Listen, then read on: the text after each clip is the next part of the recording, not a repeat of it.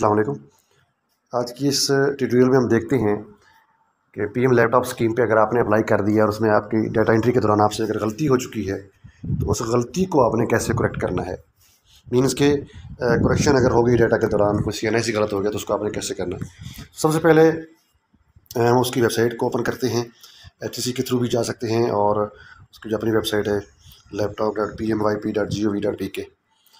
इस वीडियो में आपको ये भी बताऊंगा कि फोकल पर्सन कौन होता है, कितने किस्म की फोकल पर्सन है और कौन सी डाटा में करेक्शन जो है वो कहाँ पर होनी है, क्योंकि फोकल पर्सन यहाँ पर दो किस्म के हैं।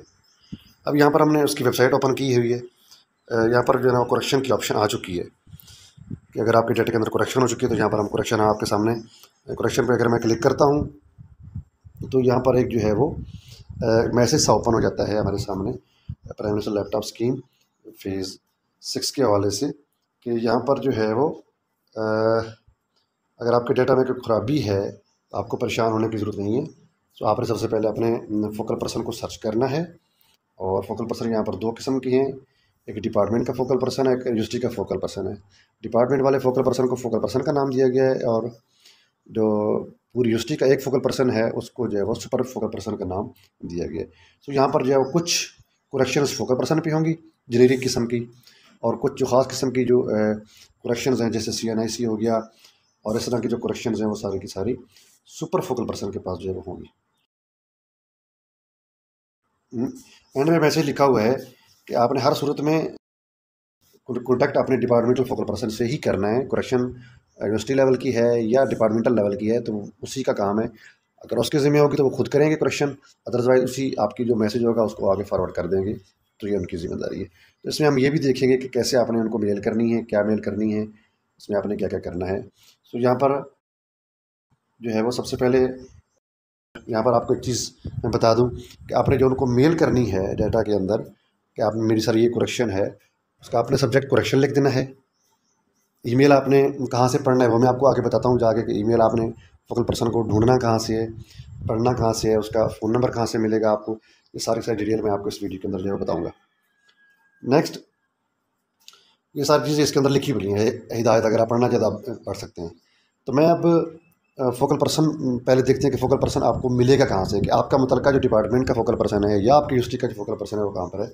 यहाँ पर मैंने टॉप राइट बार्स पे क्लिक किया, यहाँ पर सर्च फोकल पर्सन की जो विंडो आप मेरे सामने खुली है इस पर मैंने क्लिक किया।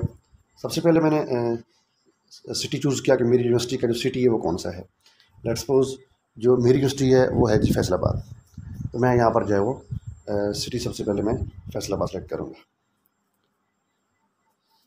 देन यूनिवर्सिटी का नाम, थोड़ा सा यहाँ पर वेट करके आपको यूनिवर्सिटी का नाम अपडेट हो जाएगा। फैसलाबाद के अंदर जितनी यूनिवर्सिटीज़ है वो सारी की सारी जो है वो, अब जैसे मेरी यूनिवर्सिटी जो गवर्नमेंट कॉलेज यूनिवर्सिटी है GCUF है उसको मैं सेलेक्ट करूँगा और उसके बाद जो विंडोज़ है उसके ऊपर वो बता रहा है कि कितने रिकॉर्ड आपको नज़र आने चाहिए, तो मैंने कहा कि 100।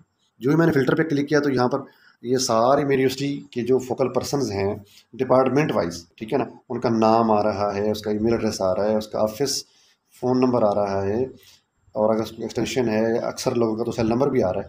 तो यहाँ पर हमने उनको कॉल नहीं करनी क्योंकि इन लोगों के जो है ना बहुत ज़्यादा इनके ऊपर वर्कलोड होगा।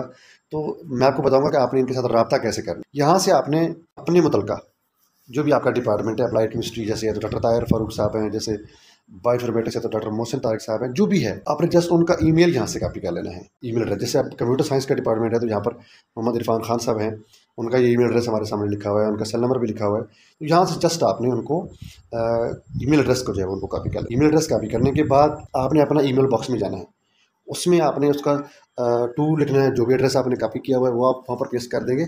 सब्जेक्ट की जगह पे आपने लिखना है करेक्शन, नीचे आपने लिखना है करेक्शन 1 है 2 है जो भी है।